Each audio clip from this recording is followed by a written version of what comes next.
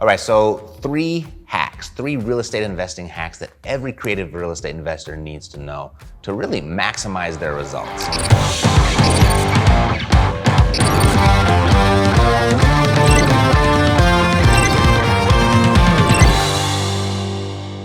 So I remember way back when I got started, I was a little bit lost, a little bit confused, and put in a whole lot of work. And if I would have known these three things back then, if I'd have known then what I know now, life would have been a whole lot easier. But I had to learn the hard way, that whole school of hard knocks thing. But today, I'm gonna share them with you so you don't have to go through that school. So here are the three things. The first thing is to invest in yourself.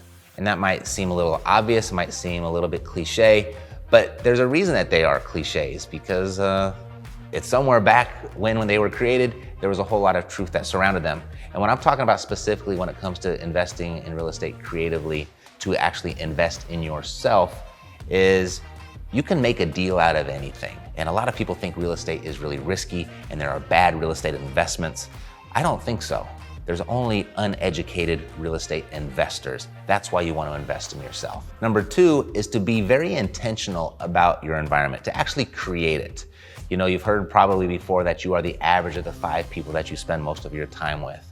And that's absolutely true. When you start hanging around and interacting and networking with doers, people that are actually doing what it is that you want to do, you're gonna find that you'll be in different conversations than you ever would have been otherwise. You're gonna have different ideas come up than you would have ever had. And you're gonna have access to the resources to actually make those ideas come true, to actually make those or turn those ideas into a reality. I think being intentional about creating your environment is one of the bigger shortcuts that's available to any creative real estate investor. So number 3, this is a really big one, maybe the biggest of the 3. And it's a rather expensive lesson also if you don't get it right up front. And that is to go deep before going wide. Us as real estate investors, we have this entrepreneurial spirit and we are always striving for more and we're always on to the next thing. And it's really easy inside of real estate to move on to the next market, to move on to the next strategy or the next asset class without having the first one really locked down and solid. So essentially, you really want to get better. You want to focus on getting better before getting bigger.